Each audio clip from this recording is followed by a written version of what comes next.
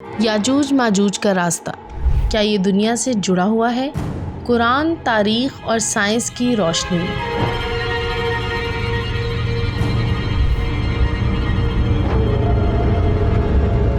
دنیا میں آج بھی ایک ایسا راز چھپا ہے جو ہزاروں سال پرانی کتابوں میں درج ہے، جسے قرآن نے بیان کیا، جسے نبی آخر الزماں صلی اللہ علیہ وآلہ وسلم نے خبر دی، اور جس کی گونج اب دنیا کے بدلتے حالات میں سنائی دینے لگی ہے۔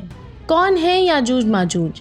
کہاں قید ہے؟ اور کیا ان کا راستہ واقعی دنیا سے جڑا ہے؟ یہ تحقیق ہم کریں گے قرآن، تاریخ اور جدید سائنس کی روشنی میں۔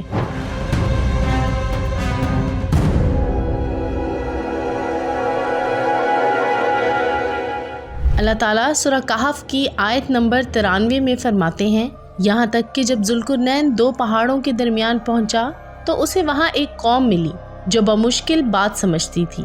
یہ وہی مقام تھا جہاں یاجوج ماجوج کے حملوں سے تنگ آ کر لوگوں نے ذوالقرنین سے مدد مانگی۔ سورہ کہف کی آیت نمبر 95، تم میری مدد کرو، میں تمہارے اور ان کے درمیان ایک مضبوط دیوار بنا دوں گا۔ پھر قرآن کہتا ہے، سورہ کہف آیت نمبر 97، وہ نہ تو اس پر چڑھ سکے نہ ہی اس میں سوراخ کر سکے۔ یعنی ذوالقرنین نے ایک حقیقی فزیکل رکاوٹ بنائی جس نے یاجوج و ماجوج کو قید کر دیا۔ نبی اکرم صلی اللہ علیہ وآلہ وسلم نے فرمایا، ہر روز یاجوج ماجوج دیوار کو کھودتے ہیں، یہاں تک کہ جب وہ قریب ہوتے ہیں کہ سوراخ کر لیں تو کہتے ہیں کل دوبارہ کھودیں گے، مگر اللہ اسے پھر پہلے جیسا کر دیتا ہے، حتیٰ کہ جب اللہ کا حکم ہوگا تو وہ کہیں گے انشاءاللہ، اور تب وہ دیوار ٹوٹ جائے گی۔ یہ حدیث اس بات کا ثبوت ہے کہ ان کی قید دنیا ہی کے کسی خطے میں ہے جہاں وہ وقت کے انتظار میں ہے۔ کئی مفسرین جیسے ابن کثیر، قرطبی اور بلازری کے مطابق ذوالقرنین کی دیوار کوکس کے علاقے میں تھی، یعنی آج کا آذربائیجان اور جارجیا۔ یہی علاقہ عرب مورخین کے نزدیک باب الابواب کہلاتا ہے۔ یہاں ایک تاریخی مقام ڈیریل پاس آج بھی موجود ہے، جہاں پتھر اور لوہے سے بنی ایک قدیم دیوار کے آثار ملتے ہیں۔ کچھ مورخین کہتے ہیں کہ یہی وہ سد ذوالقرنین ہے جو آج بھی جزوی طور پر زمین کے اندر دبی ہوئی ہے۔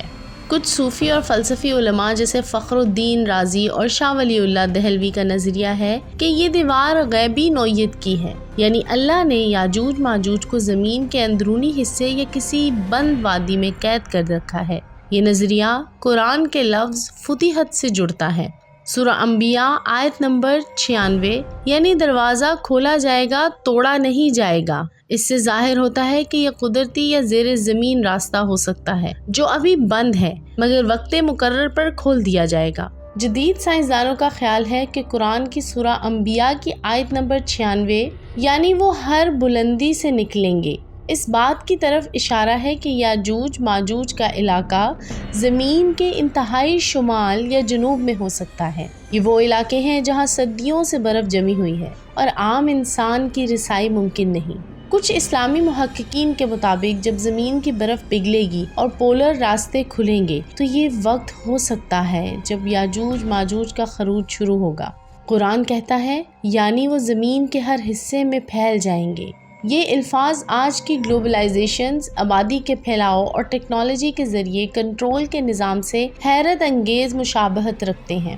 کچھ محققین کا ماننا ہے کہ یاجوج ماجوج صرف ایک قوم نہیں بلکہ ایک عالمی طاقت یا تہذیب کا استعارہ بھی ہو سکتی ہے جو زمین کے وسائل پر قبضہ جمائے ہوئے ہے۔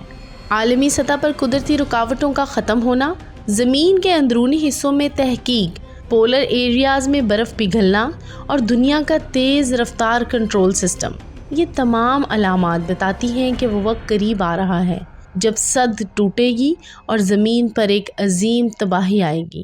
اگر ہم زمین کی جغرافیائی ساخت دیکھیں تو معلوم ہوتا ہے کہ زمین کی سطح کے نیچے بے شمار سرنگیں، تہیں اور خالی حصے ہیں۔ کچھ ماہرین کا کہنا ہے کہ وہاں پریشرڈ زونز موجود ہیں جو کسی وقت قدرتی کھلاؤ سے کھل سکتے ہیں۔ یہی وہ دروازہ ہو سکتا ہے جس کے بارے میں قرآن نے فرمایا، یعنی دروازہ کھل جائے گا۔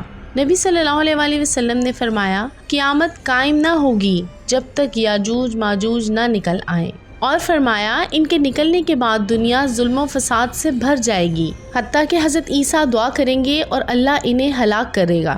یعنی یاجوج ماجوج کا خروج قیامت سے پہلے آخری فتنہ ہوگا۔ آج کی دنیا میں طاقت کے توازن، ٹیکنالوجی کے کنٹرول اور عالمی سیاست کے نظام کو دیکھ کر یہ لگتا ہے کہ وہ دور قریب آ چکا ہے جب یہ پوشیدہ قوم اپنا راستہ پالے گی۔